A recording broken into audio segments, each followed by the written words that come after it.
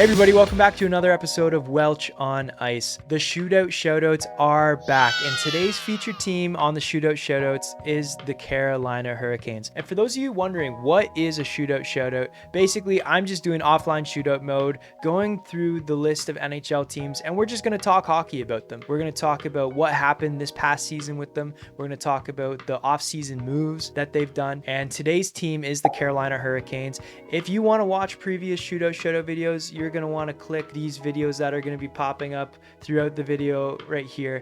We're going in alphabetical order, so ABC. We're only a little bit of the way into this little mini series that I'm going through. So without further ado, let's jump in and check out what's going on in the land of Carolina. 2 seconds later. The reigning NHL champions, the Carolina Hurricanes, are going to be facing against the Vegas Golden Knights in today's featured Shootout Shoutout. I figured it was only fitting considering the fact that Carolina beat Vegas. Let's take a look at what kind of lines Carolina is rocking with today. So honestly, this entire lineup, I'm not even going to change it. I really like the order in which they've got it going, but for sake of discussion, let's take a look at what other players they've got. Aho, Jarvis, Ehlers, Svechnikov, Stankoven, those are going to be our shooters today. Honorable mentions, we got Taylor Hall, we got Jackson Blake on the team, Captain Jordan Staal, lots of great things going offensively for Carolina. I mean, it's kind of why they won the Stanley Cup, let's be real. On the back end, you got Jacob Slavin, Goss Spear,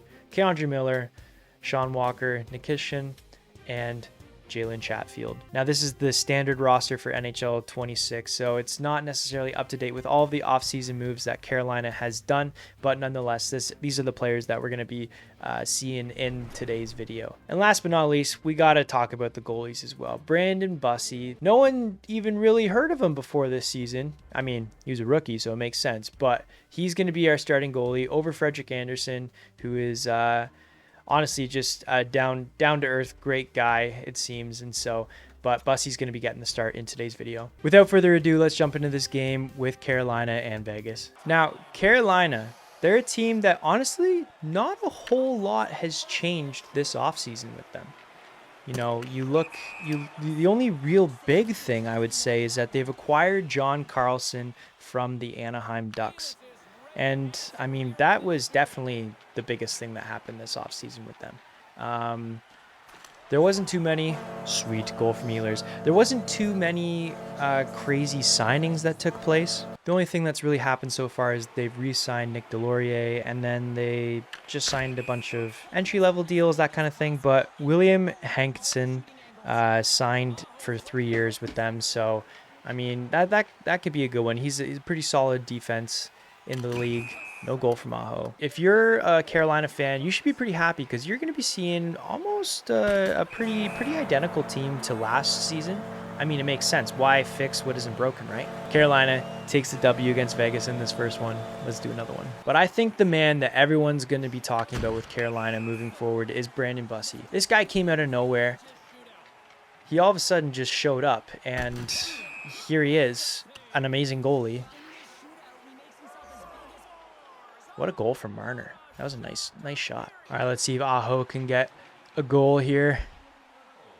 Oh, good goal for Aho. But yeah, speaking of Brandon Bussi, fastest to 10 wins in NHL history. He won 10 of his first 11 games. He was the fastest to 20 wins in NHL history, where in 24 appearances, he got 20 wins. And he is the most wins through 22 games as well.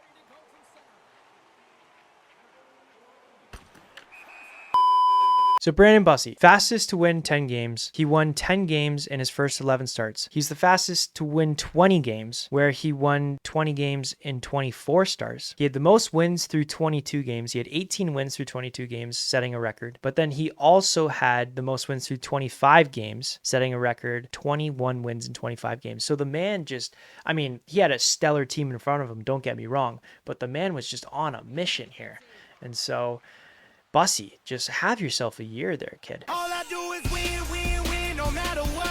Barbershev's coming in, and a save from Bussi. I think we always think that rookies are kids, but Bussi, he's like a 28-year-old rookie. It's quite funny, actually. Or not funny. It's impressive. Like I say, it's funny thinking of rookies as being young, but it's impressive that, you know, as a 28-year-old, your first season in the NHL, and you're putting up some pretty decent numbers. Like, he had 31 wins in 39 games, which is just unreal. Like, you think of goalies, you know, it takes them a few years sometimes to get 30 wins in a season. 2.47 goals against average, 8.95 save percentage. So the save percentage wasn't super great, but I mean, come on, it's pretty good. The playoffs too is where Brandon Bussie shine. Like, he only played 4 games in the playoffs. Where he entered in the playoffs in the Stanley Cup final, like, can you imagine the pressure as a rookie? It's just unreal. Like that. Like, he had a 1.6 goals against average and a 9.31 save percentage in 4 games. The pressure that would have been on him in that moment as a rookie is just it's crazy. And so I have nothing but respect for Brandon Bussie. I think he's going to be a phenomenal goalie. The Canes have him for another 3 years, I do believe, or maybe it was 5 years. Let's take a look here. Yeah, so the Canes have him on a $5.7 million deal for 3 years. So he's only $1.9 million a year. That is a very team-friendly contract, I would say. Sebastian Aho is another player who, as he's shooting right now, doesn't do well, but he's definitely the heart and soul of this team here.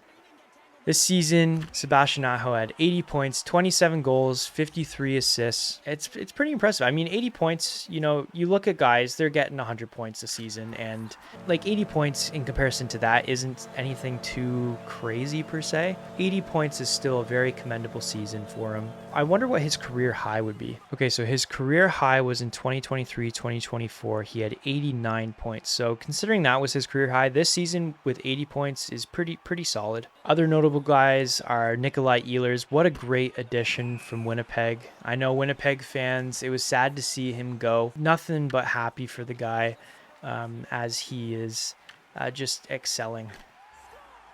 As I say that, he scores a goal. I got to get more creative with these shootout moves. It's hard to do them and talk about hockey at the same time, I find. Okay, next, I want to talk about the young core that, I almost said the Kraken for some reason. The young core that the Carolina Hurricanes have. Seth Jarvis, Jackson Blake, and Logan Stankoven. Those are going to be guys that you are never, ever going to want to get rid of. Seth Jarvis is only, 24 years old. Stankoven's, probably 21, 22. Jackson Blake is also 21, 22. Like, those are guys that they're putting up. Jarvis had 66 points. Blake had 53 points. Stankoven had 44 points. Like, those are good key pieces to you know, what you're building, and those are their season stats. But if you look at the playoffs too, I mean, Jarvis had a pretty quiet playoff. Jarvis only had 11 points in the playoffs, so a little bit more of a quiet one in comparison to, you know, Jackson Blake, who had 20 points in the playoffs, and Stankoven, who had 16. But what a great playoff for those young guys. Great way to build experience too, so early on in their career. I think that's one thing that a lot of young players miss out on, is that they don't get to go on cup runs too often. A lot of times it's the teams that are more established and the veterans who get to go per se.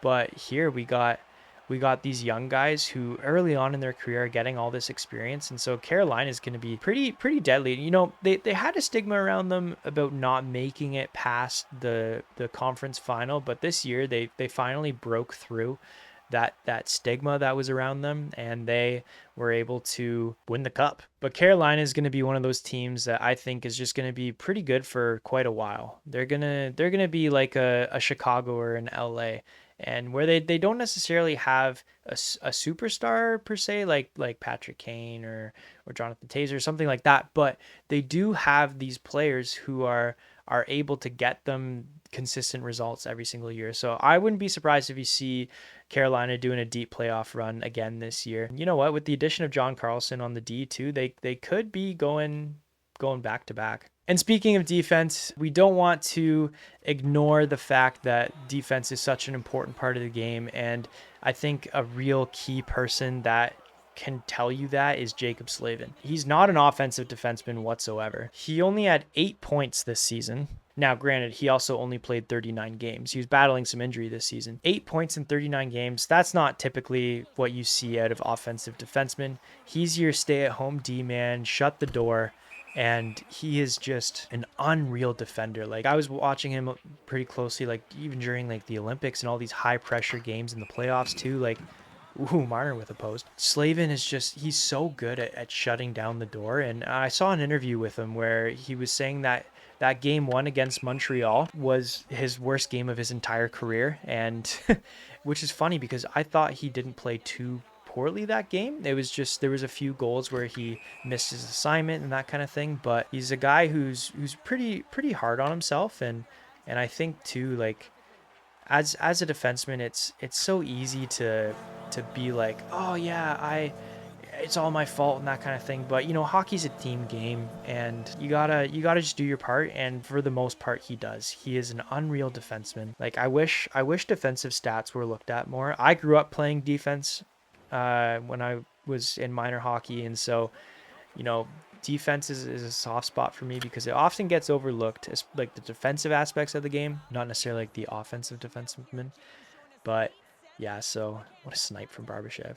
Just putting it over the blocker of Bussy there. Another thing that I want to mention about the Carolina Hurricanes, and I'm going to end with this, and it's something that's pretty important to me. And it's not so much about hockey, and you know, there's a whole lot of debate about you know, keep politics out of hockey, keep all these, you know, outside things that aren't a part of hockey in hockey. But this is something that's really important to me, and it would be the fact that quite a number of guys on the team who would say that their faith is in Jesus Christ and are Christian. And that's something for myself that's super important in my life.